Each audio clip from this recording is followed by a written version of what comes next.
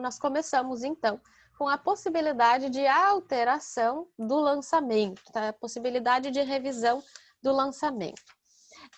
Quando a gente fala em lançamento, gente, via de regra, o artigo 145 ele fala: o lançamento regularmente notificado ao sujeito passivo só pode ser alterado em virtude de. O que nós temos aqui? Nós temos, fazendo a leitura do artigo 145, que a notificação do lançamento, ou chamado aviso de lançamento, ou envio de carnê de cobrança, ou seja, essa comunicação oficial do lançamento seria um momento definitivo na constituição do crédito tributário. Então, após a notificação dirigida ao contribuinte, se entenderia que o lançamento se presume definitivo. Foi feito, acabou, ok.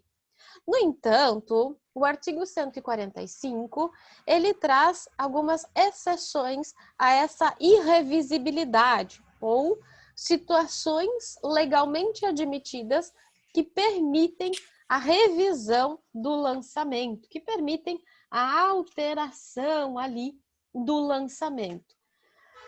Essa alteração, então, pode ser nas situações previstas no artigo 145. Primeiro, em razão da impugnação do sujeito passivo. Impugnação. Essa impugnação, ela decorre do princípio do contraditório e da ampla defesa, e esta impugnação nada mais é do que a defesa ou a reclamação apresentada em âmbito administrativo, instaurando-se a fase litigiosa ou contenciosa do procedimento, caso o sujeito passivo discorde parcial ou totalmente do lançamento efetuado. Então, na verdade, o que vai ocorrer? O contribuinte vai ser notificado do lançamento e se ele não concordar com alguma situação ali do lançamento, o valor, forma de cálculo, enfim, ele pode propor a impugnação. Você vai se insurgir contra aquela pretensão do fisco. Então, e aí, ao final, pode vir um julgamento e determinando-se a alteração do lançamento. Então, a primeira possibilidade de alteração é pela impugnação do sujeito passivo. A segunda forma é pelo recurso de ofício. Se recurso de ofício é o recurso conhecido lá no processo civil como remessa necessária ou reexame necessário, né? A possibilidade de rejulgamento da decisão de primeira instância aqui na órbita administrativa. Então, remessa necessária, duplo grau de jurisdição obrigatório.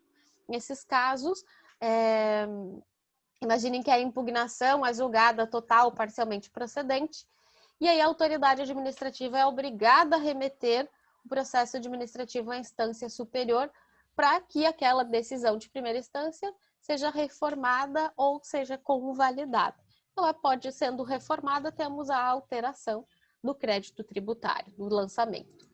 E a última hipótese é no caso da iniciativa de ofício da autoridade administrativa. Na verdade, o que nós temos aqui é a reserva de lei. Então, a autoridade administrativa, ela pode, nas hipóteses descritas do artigo 149, realizar a revisão de ofício, né? Então, todos os incisos, dos incisos 1 ao inciso 9 do artigo 149, nós temos as hipóteses em que o valor seja no processo civil no processo administrativo e no processo civil tem valor mínimo, sim. Nessa questão de impugnação de tributo, principalmente quando você tem ali uma decisão favorável ao contribuinte que gera uma desoneração para o contribuinte, o fisco está deixando de receber. Por isso, a remessa necessária. Por isso. Aí, neste caso, não teria um valor mínimo, é porque o Estado está deixando de receber. A regra é que nos processos administrativos, enfim, exista um valor mínimo de condenação do Estado para que haja remessa. Mas aqui no direito tributário é em razão de uma decisão favorável ao contribuinte em que desonera o contribuinte, então ele não vai recolher o imposto, enfim, e aí tem que se enviar para remessa, tem que ter o recurso de ofício, ok? Então, as hipóteses de ofício ali estão no 149, porque o próprio artigo 147, parágrafo 2º, ele diz que os erros contidos na declaração e apuráveis pelo seu exame serão retificados de ofício pela autoridade administrativa a competir à revisão daquela. Então, nós temos ali no 149 várias situações em que são permitidos a revisão do lançamento. Então, tem várias situações, depois vocês façam uma leitura ali do artigo 149, que traz todas as possibilidades de alteração do lançamento em razão do descrito no artigo 149, ok? Então, é possível alteração nas hipóteses previstas no artigo 145. Via de regra, quando é lançado, ele é definitivo, mas é possível a partir da impugnação do sujeito passivo, a partir do recurso de ofício e quando nós temos ali a iniciativa de ofício nas situações do artigo 149, ok? Pois bem, falando nisso, falando de lançamento, sabendo que ele pode ser alterado, mas como é feito o lançamento? Como é que ele é realizado? Nós já vimos que o lançamento ele é ato ou procedimento privativo do fisco. O que nós podemos ter no lançamento é um auxílio menor ou maior do contribuinte. E aí nós vamos ter as diferentes modalidades, diferentes espécies, diferentes tipos de lançamento. Aí depende do treinador, pode usar modalidade, pode usar tipo ou espécie. Então, as diferentes modalidades de lançamento. São 3 modalidades, a depender da maior ou menor participação do contribuinte no procedimento. Então, nós temos primeiro o lançamento direto, também chamado lançamento de ofício ou ex ofício, que está previsto no artigo 149 do CTN. No lançamento direto, o lançamento de ofício, o fisco ele atua com grau máximo e o particular ele participa de forma mínima. Tá? Praticamente, no lançamento direto, nós temos pouca participação do contribuinte. O artigo 147, ele traz o lançamento por declaração, ou também chamado lançamento misto. Aqui eu tenho a participação média do fisco e do contribuinte. Os dois participam. E no artigo 150 nós temos o lançamento por homologação ou autolançamento. Eu tenho a participação máxima do contribuinte e uma participação mínima do Estado, ok? Então, nós temos essa situação, essas 3 modalidades de lançamento. O direto ou de ofício, o lançamento por declaração ou misto e o lançamento por homologação ou autolançamento. Tá? Então, as modalidades diferentes, vamos ver como funciona cada uma delas, a iniciar pelo lançamento direto, também chamado lançamento de ofício. O lançamento direto ou unilateral, ou lançamento de ofício, ou ex ofício, é aquele realizado pela autoridade fiscal que, dispondo de dados suficientes em seus registros para efetuar a cobrança do tributo, constitui o crédito tributário dispensando o auxílio do contribuinte. Ele está previsto no artigo 149 e é quando feito praticamente com a atuação do fisco, não há participação do contribuinte. Na verdade, o fisco possui as informações necessárias, ele vai lá e procede o lançamento e aí comunica o contribuinte da existência do débito. Nós temos como exemplos de tributos cuja constituição do crédito ocorre por meio do lançamento direto. Nós temos o IPTU, exemplo clássico de lançamento direto. Na verdade, você se tornou proprietário, o fisco, a autoridade administrativa vai lá, vai verificar o valor declarado do bem, o valor venal do bem, fazer o cálculo e vai te mandar o carnê. Então, você participa pagando o carnê do IPTU. Então, o IPTU, exemplo, é o IPVA, em que pese nós tivemos algumas discussões no STJ quanto à modalidade de lançamento. De 2016 em diante, parece que o STJ já passou a seguir o entendimento, então, de que o IPVA é lançado de ofício. Então, teve uma decisão em 2016, dizendo, então, que o imposto sobre propriedade de veículos automotores é lançado de ofício no início de cada exercício. Então, acaba aqui o IPVA, por esse último entendimento do STJ, é lançamento de ofício. As taxas são tributos lançados de ofício, as contribuições de melhoria são tributos também lançados de ofício. As contribuições corporativas, aquela dos conselhos profissionais, ia usar a OAB, mas a gente viu que a OAB não entra. De qualquer forma, a CRM, o médico vai lá no site, imprime o carnê e faz o pagamento da anuidade. Então, também lançamento de ofício. E a COSIP, né, a Contribuição para Serviço de Iluminação Pública.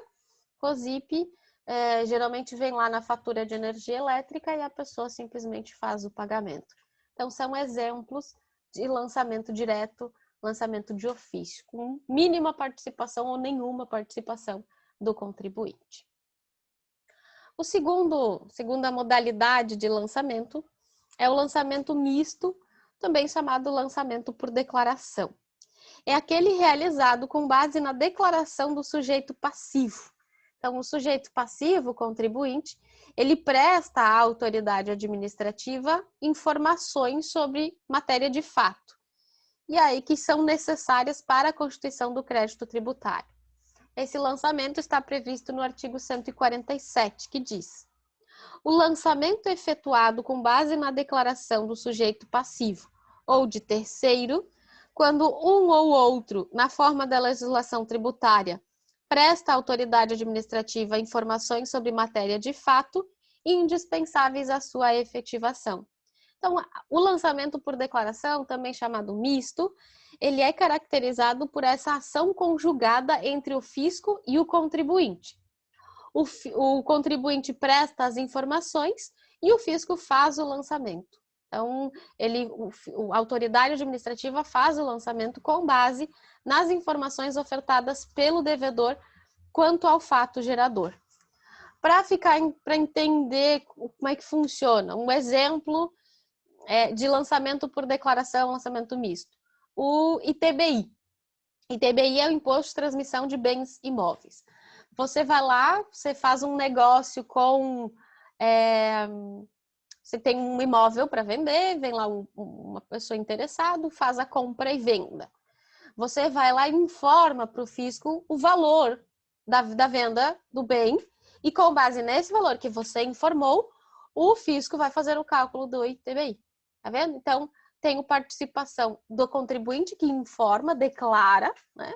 E eu tenho o fisco realizando o lançamento.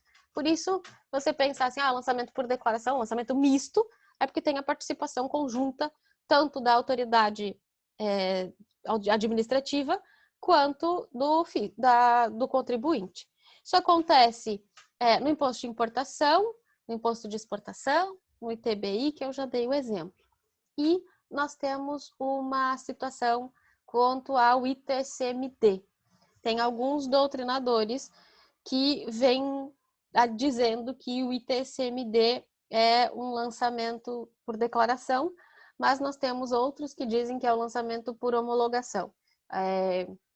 Tanto a doutrina quanto provas de concursos, elas ficam oscilando, ora entendendo que é lançamento por declaração, ora entendendo que é lançamento por homologação, certo? Então, ainda não há um consenso na doutrina quanto ao ITCMD. No lançamento por declaração, o artigo 147, parágrafo 1º, ele permite a retificação da declaração. Eu declarei que eu fiz a compra e venda por um determinado valor, mas informei errado, aconteceu algum erro, enfim, pode ser feita a retificação. Só que cuidado, gente, olha o que diz o parágrafo 1º. a retificação da declaração por iniciativa do próprio declarante, quando vise a reduzir ou excluir tributo, só é admissível mediante comprovação do erro em que se funde e antes de notificar do lançamento. O que está dizendo? Se você declarou um valor, declarou lá um valor, mas você precisa retificar, porque alguma informação foi incorreta. Se da sua retificação resultar redução ou extinção do tributo, você só pode fazer esta retificação se comprovar o erro, né, em que se funda aquela retificação e antes da notificação do lançamento. Tá vendo? Então, só pode ser feita comprovado o erro, e o ônus da comprovação é do contribuinte, e não pode ter havido a notificação. Se houve notificação do lançamento, não tem mais direito de fazer alteração, tá? Então, o interessado, ele pode fazer a retificação antes do lançamento. Se já tiver ocorrido o lançamento, a única possibilidade é a revisão. Tá? Entrando lá no que nós falamos do artigo 145, na revisibilidade do lançamento. Ok? Agora, presta atenção. Se a alteração da declaração aumentar o tributo devido, você pode fazer a qualquer tempo, tá? Olha que interessante o fisco. O fisco é legal, o fisco é top. Se você quiser reduzir ou extinguir o tributo, tem que ser antes da notificação e tem que comprovar o erro. Se for depois, se for para aumentar o tributo, mas você não quer pagar mais, então você pode pagar a qualquer tempo, tem problema, não pode fazer, não tem limitação de tempo ali se você quiser aumentar, se a sua retificação for para aumentar o valor. Bom, né? Esse é o fisco sendo fisco. Então, essa é a nosso querido amigo, a autoridade fazendária fazendo isso. Ok, gente? Então, lançamento por declaração ou lançamento misto, atentem-se para o artigo 147, parágrafo 1º. É só isso aí. Se é para pagar mais, pode ser feito a qualquer tempo. E por último, nós temos o lançamento por homologação, ou também chamado autolançamento. A regra está disciplinada no artigo 150 do CTN. O lançamento por homologação, também chamado de autolançamento, é aquele em que o contribuinte auxilia ostensivamente o fisco. Ele, na verdade, gente, aqui no lançamento por homologação, o contribuinte faz tudo, praticamente tudo. Ele preenche a declaração, ele coloca os valores, ele preenche o documento, ele faz o pagamento, ele faz praticamente tudo, cabendo ao fisco apenas conferir se está tudo certo. Esse é o lançamento por homologação. Está previsto no artigo 150, que diz: o lançamento por homologação, que ocorre quanto aos tributos cuja legislação atribua ao sujeito passivo o dever de antecipar o pagamento, sem prévio exame da autoridade administrativa, opera-se pelo ato em que a referida autoridade, tomando conhecimento da atividade assim exercida pelo obrigado, expressamente a homologa. Então, aqui o contribuinte, praticamente, o contribuinte ele vai lá, declara, paga, né, antecipa o pagamento, e a entidade, a autoridade fiscalizatória simplesmente vai proceder à conferência dos dados, se eles estão exatos, se o valor foi recolhido de forma correta, e aí homologa posteriormente, de forma tácita ou de forma expressa, aquele procedimento adotado, aquele valor recolhido. Vejam que, pelo artigo 150, nós temos, na verdade, assim, ó, há uma crítica quanto ao termo autolançamento, mas porque, na verdade, não é o contribuinte que faz o lançamento. O contribuinte, ele pratica todos os atos necessários. E aí, o lançamento, efetivamente, é feito a partir da conferência. Mas temos ali, então, o lançamento por homologação ou autolançamento, quanto o contribuinte pratica todos os atos e o fisco apenas confere e homologa.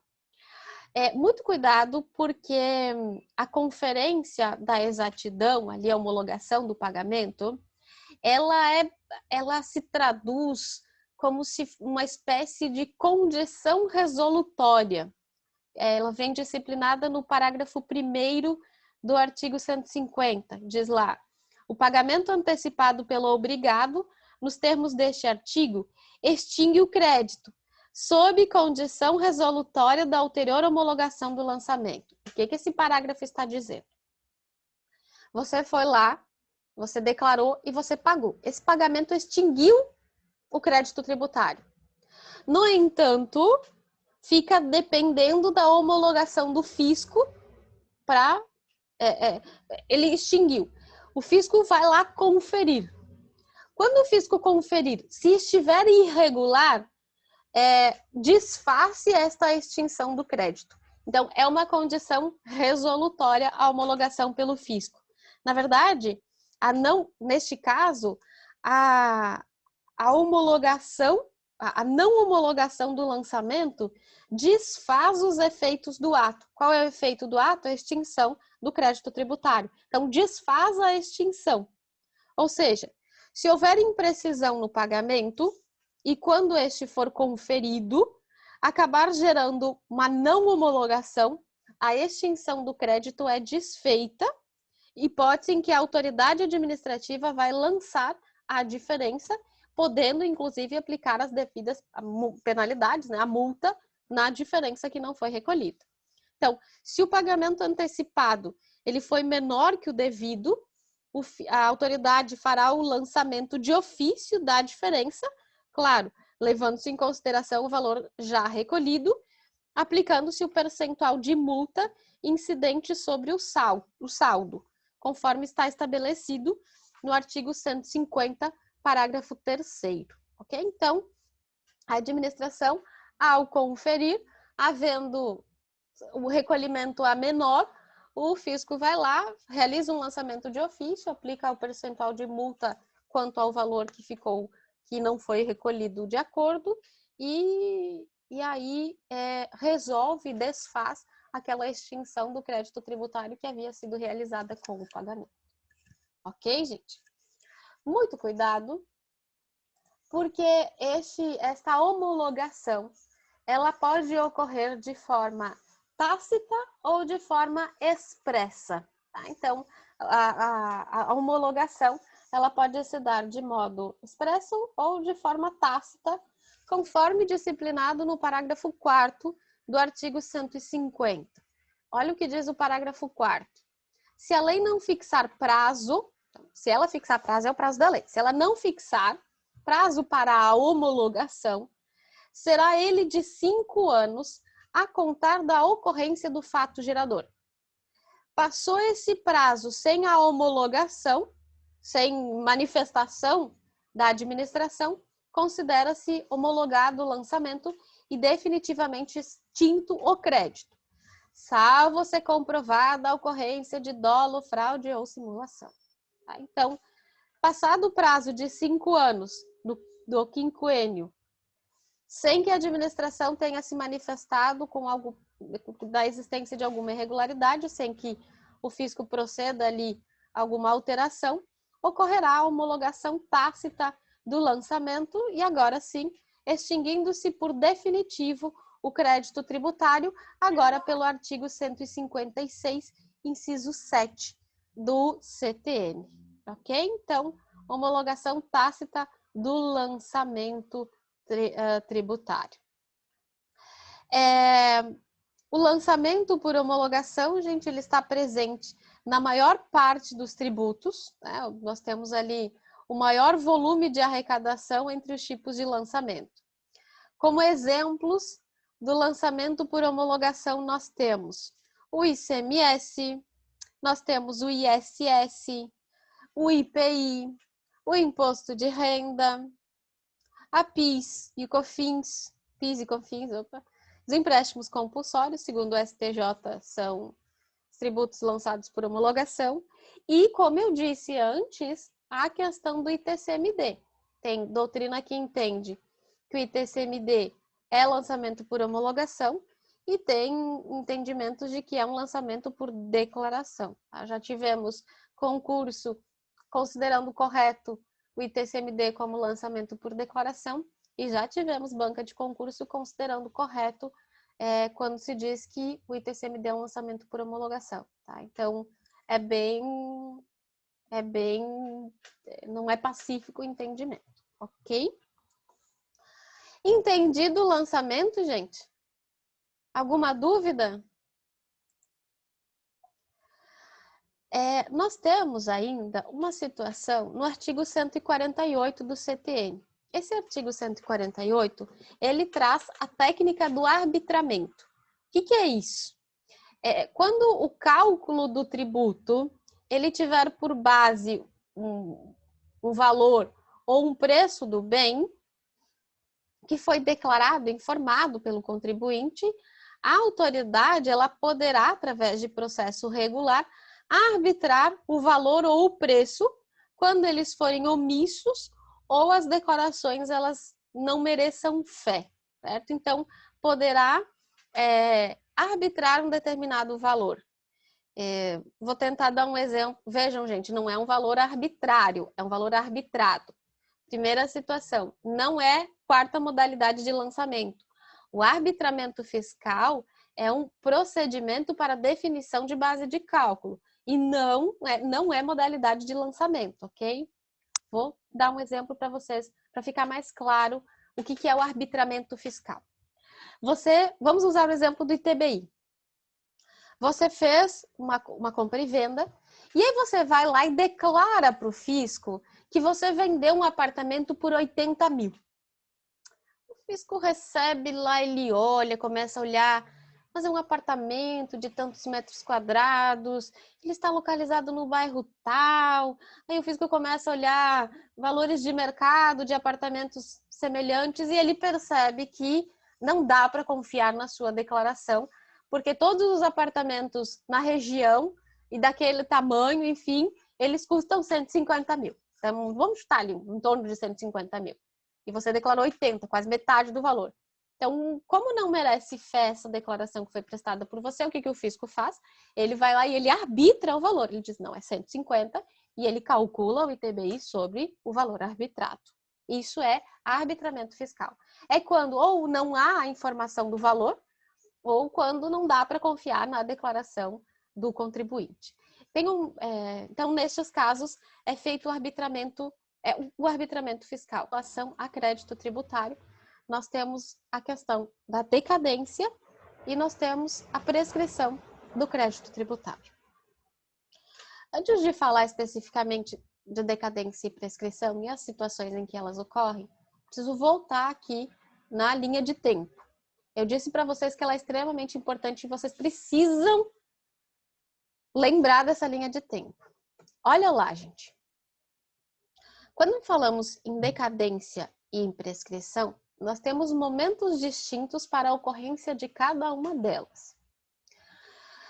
Quando temos obrigação tributária, começa a contar um período para o fisco realizar o lançamento, para o fisco constituir o crédito tributário. Este período, nós temos a incidência da decadência. Depois de feito o lançamento, depois de constituído o crédito tributário, começa a contar um novo prazo para o fisco. O prazo para cobrar. E aí aqui nós temos a incidência da prescrição. Então vejam, são momentos distintos de incidência, de decadência e de prescrição. A decadência, se ocorrer decadência, o fisco perde o direito de constituir o crédito tributário. Não vai existir crédito tributário, porque decaiu o direito. Já na prescrição, existe o crédito tributário, só que o fisco não pode cobrar porque prescreveu. Essa é a grande diferença entre a decadência e a prescrição no direito tributário. Então, nós, neste momento, vamos estudar decadência e depois faremos o estudo da prescrição. E aí nós começamos com a decadência. Primeiro, por que nós temos os institutos da prescrição e da decadência? Porque o contribuinte, o administrado, enfim, em todas as relações jurídicas, elas não podem ficar indefinidamente correndo no tempo. E aí o direito, por questão de segurança jurídica, criou determinados institutos para que na verdade, que as relações jurídicas, para que o direito conviva com o tempo. Então, foram criados os institutos da decadência e de prescrição, que são formas que o direito encontrou para conviver com o tempo. Na verdade, quando falamos em decadência, em prescrição, a ideia é de uma certa estabilidade das relações jurídicas e falando especificamente de segurança jurídica. Você tem um período para realizar determinadas atividades. Quando se fala em decadência, o Instituto da Decadência, na verdade, ele visa atacar o próprio direito, promovendo o perecimento do direito. Vai impedir aqui no direito tributário a própria constituição do crédito tributário pelo fisco. Nós temos aqui a impossibilidade, se passou o período, nós temos uma impossibilidade de constituição do crédito tributário. Não vai nem existir o crédito tributário.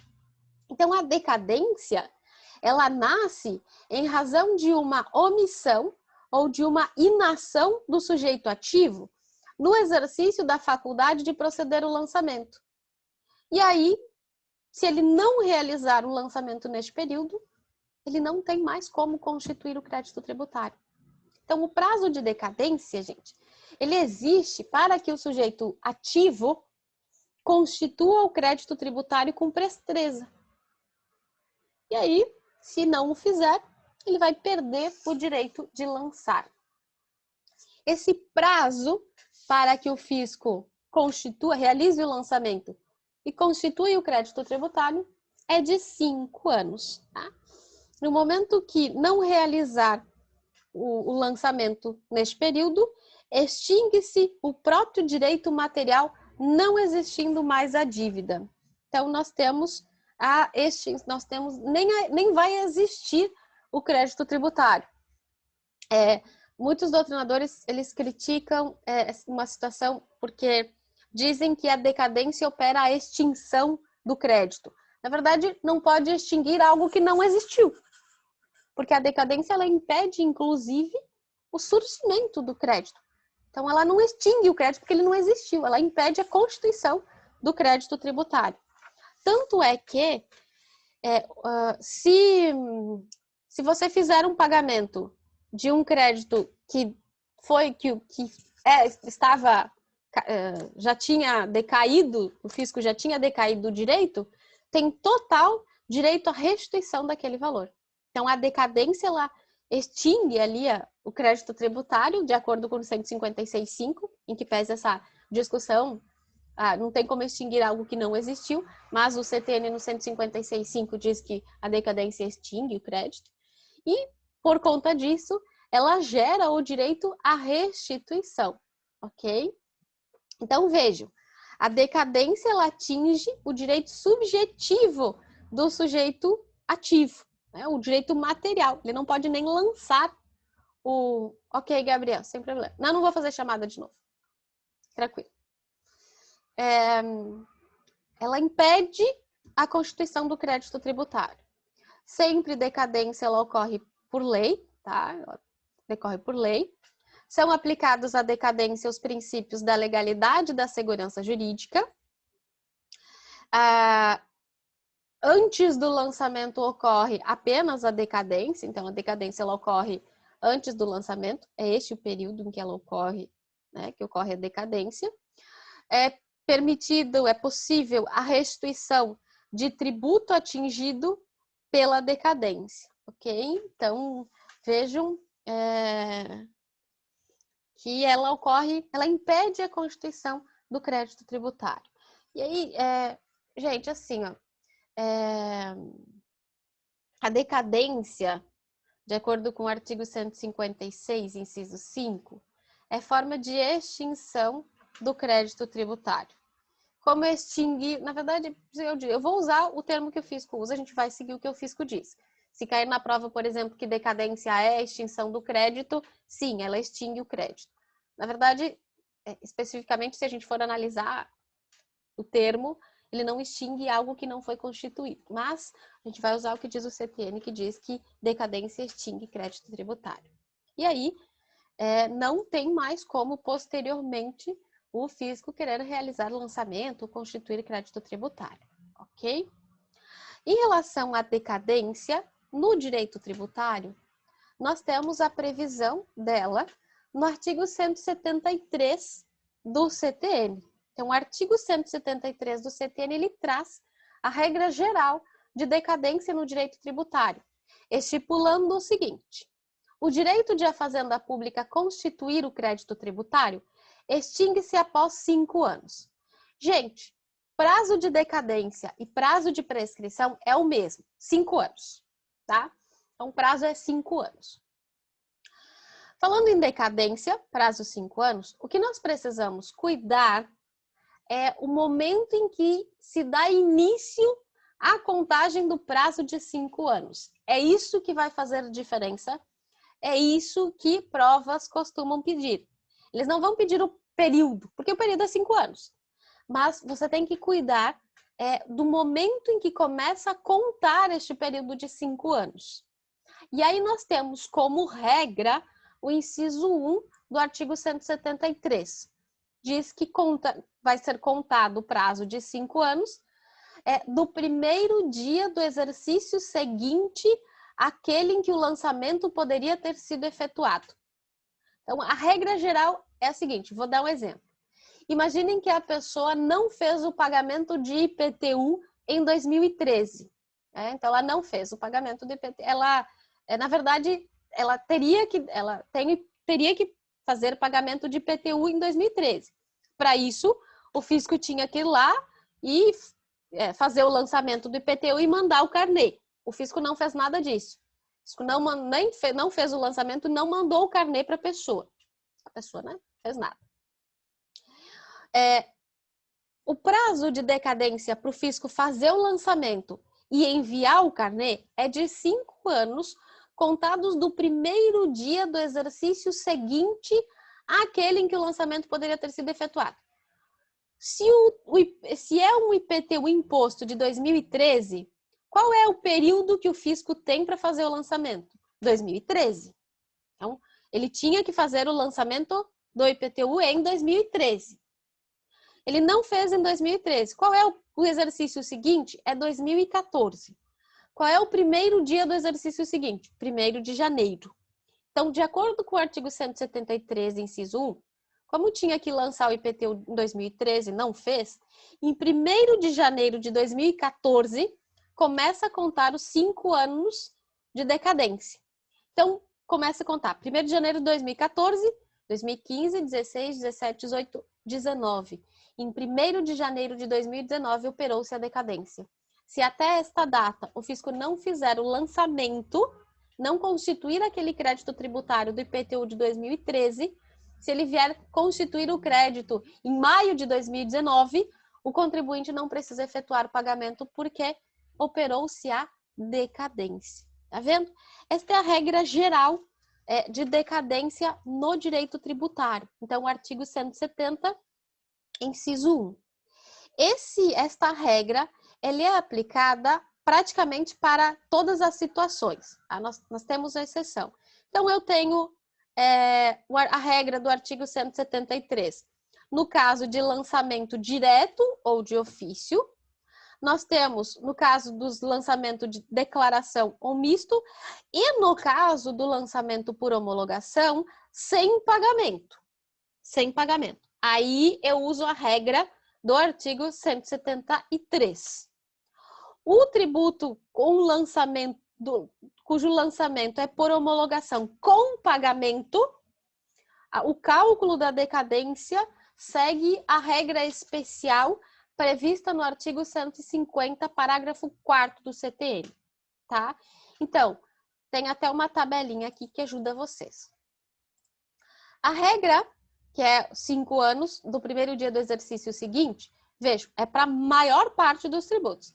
Lançamento de ofício, lançamento por declaração, lançamento por homologação sem pagamento, a regra é contar 5 anos do primeiro dia do exercício seguinte. Esse exemplo que eu dei para vocês. IPTU 2013 começa a contar em 1 de 1 de 2014, decadência em 1 de 1 de 2019. Quando nós temos lançamento por homologação com pagamento, a gente tem uma regra especial disciplinada no artigo 150, parágrafo 4º. Esse artigo vai dizer que, no caso de lançamento por homologação com pagamento, o prazo, a contagem do prazo, ela tem início da data da ocorrência do fato gerador.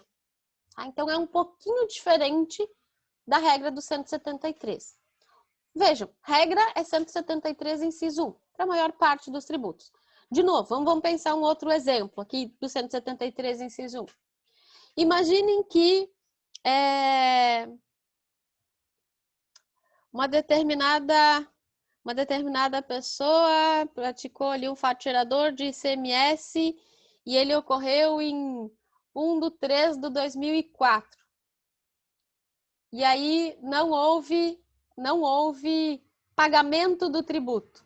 Não houve pagamento. Então, o ICMS é lançamento por homologação. A pessoa praticou o fato gerador do ICMS, mas não fez o pagamento do ICMS. Então, lançamento por homologação sem pagamento. Ela fez isso em 1/3/2004. Digamos que o fisco resolveu cobrar em 3 de junho de 2009. Teve decadência ou não? Vejam lá.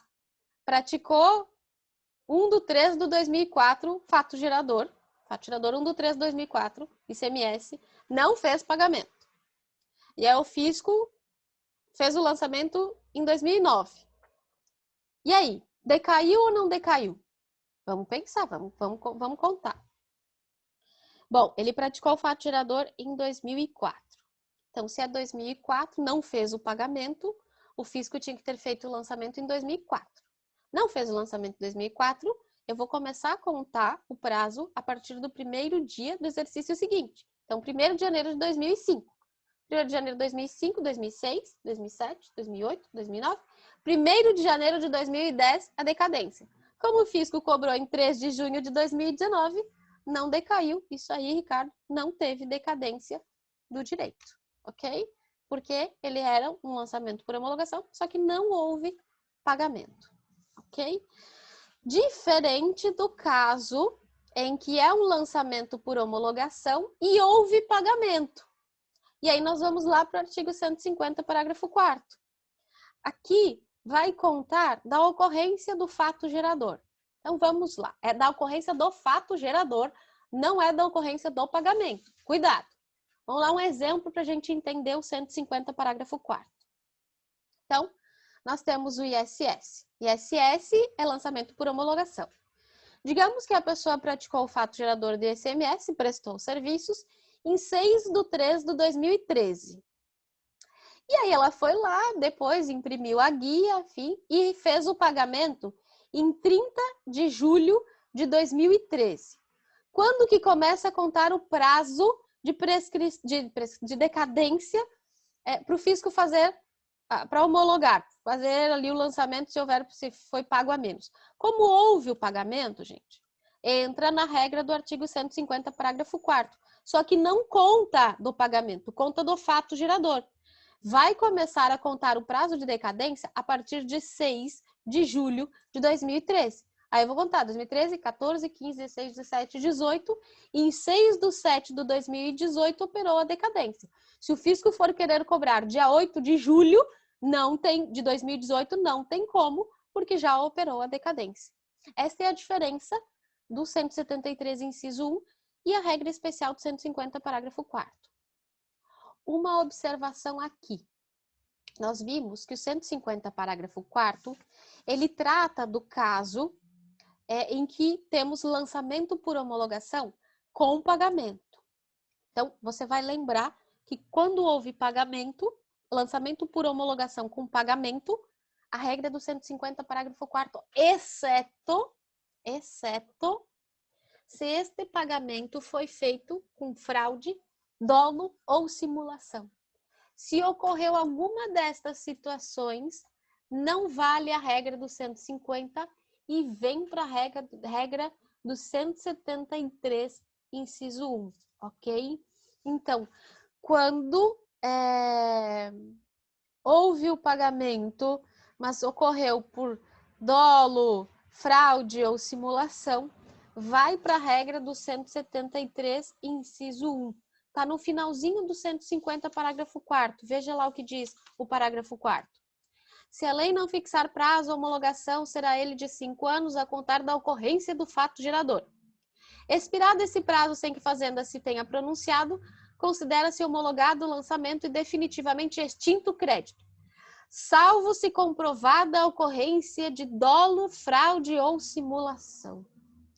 E aí, neste caso, fraude, dolo ou simulação, neste caso, aplica-se a regra do 173, inciso 1, ok? Então, cuidado para esse finalzinho do parágrafo 4º do artigo 150, né? Caso de fraude, dolo ou simulação, aí não conta como o fato gerador, mas sim como o primeiro dia do exercício seguinte.